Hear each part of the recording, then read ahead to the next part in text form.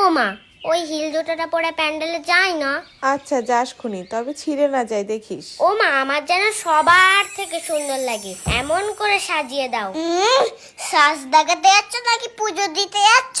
তোর কি তাতে, আজকে সবাই সাজবে। ও মা, তাহলে আমাকে কখন সাজাবে? শুধু তো দিতে গিয়ে সাজিয়ে যাচ্ছ। আচ্ছা তুই প্যান্টটা পরতে থাক, আমি যাচ্ছি। ও মা, ওই জিন্সের প্যান্টটা তো? হ্যাঁ, আজকে জিন্সের প্যান্ট কেউ পরে? পাঞ্জাবি পরতে হয়। পুজোটা কখন হবে রে? প্রসাদটা খাবো কখন রে? ভালো লাগে না আর যে। এই তোকে না হেব্বি লাগছে। তোকেও খুব সুন্দর লাগছে।